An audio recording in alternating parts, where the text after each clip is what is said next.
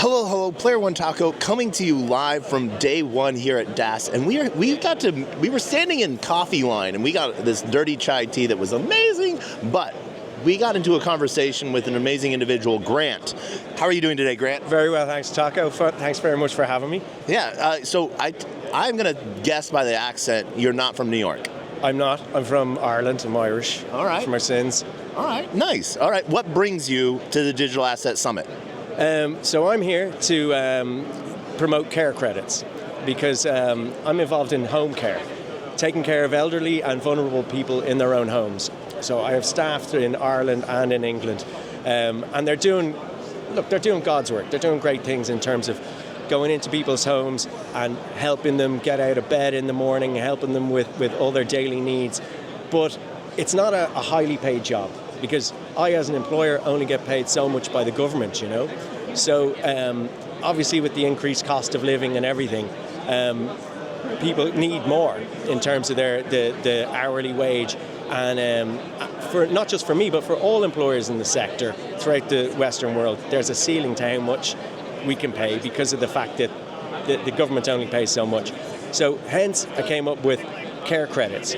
So care credits is a digital asset that the care workers receive upon providing the hours of care, and they can redeem it under existing supermarket loyalty schemes at the supermarket checkout. Now, is this on top of what they're already getting paid? Exactly. It's supplementary, complementary. It's not instead of their wages. They get their wages and they get this on top of it. So that's a very important aspect of it.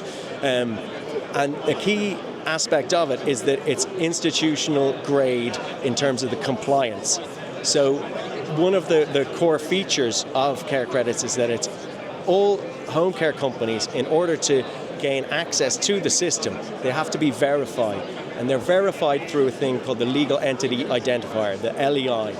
And the LEI is underpinned by 300 pieces of legislation and regulation globally, 106 of which are in the European Union.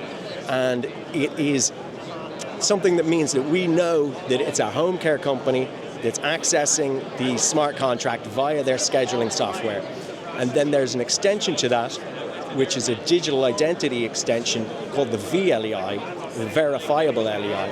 And that's what's going to be used to verify the identity of the home care workers so that they themselves can receive the tokens onto their personal wallets, and then upon doing the care, and then exchange them at the supermarket checkout. So one of the biggest things within home care, health care, is fraud, waste, and abuse. Yes. So you're not necessarily putting the individual that's being cared for on blockchain, so we don't have to worry about PHI, public health information. It is more about proof of care, because in Medicaid and in care worlds and billing, it's not really how good of a life you give someone or how great of care you give them. It's how well you document it. Absolutely.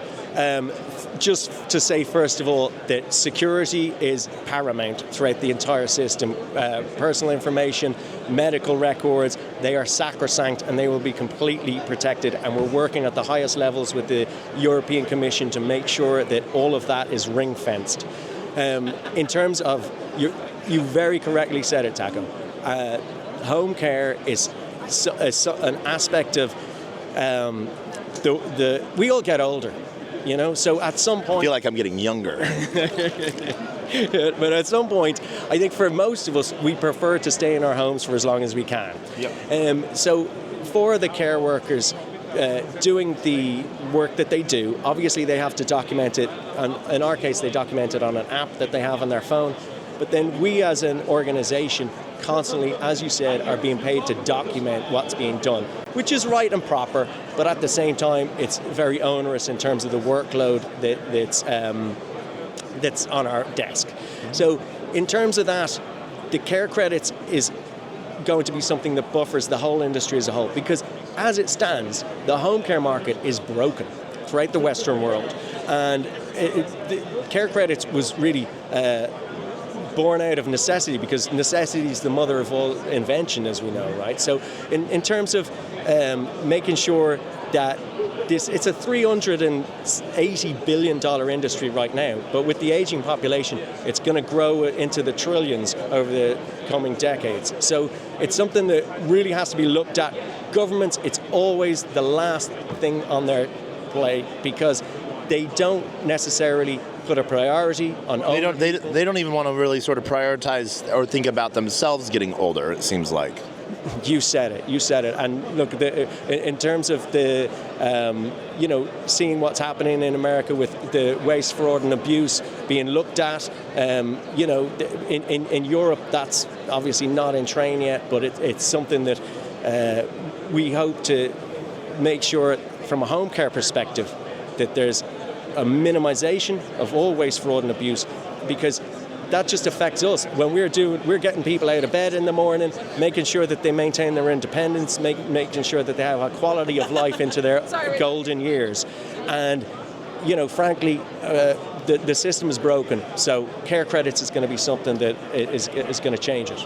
So what you've sort of talked about right now is basically a direct relationship between the company that's providing the services and that's the organizational infrastructure over, and the individual providing the care, getting a utility token that they can then spend at just their local grocery store or in partnership with discount pieces like that.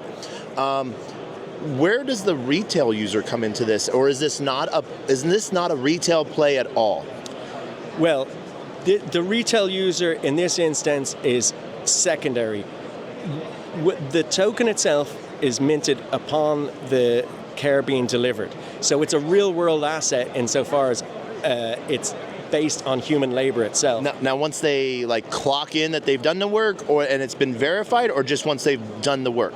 Clock in and verified, and then put on their digital wallet. So now they own the token.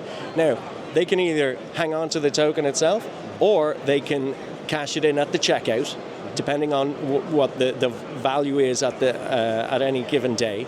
And then the supermarket chain owns the token. Now, if they decide to hang on to it or resell it on the secondary market, at that point it could be accessible by retail investors and institutional investors, because this is going to be an institutional grade asset. We're not looking to make a meme coin here. We're looking to build something which has security, compliance, regulation at its very core, so that it is a fundamentally safe asset, and stable coins are going to feature in its underlying in what backs it up. And so I know everyone, if they're looking to find you, they can find you at carecredits.io. Carecredits.io. Absolutely. Are you guys on socials as well, like Twitter? No, not yet, but we will be very soon. All right. And so if they want to find out more, that's where they go to? Carecredits.io. My name's Grant Leach. I'm very interested in hearing from institutional investors, VCs, and anybody who'd like to partner with us in making the world a better place by providing a decent standard of living for people who are doing the best they can in terms of helping people who need it. You might need this next. We all get old.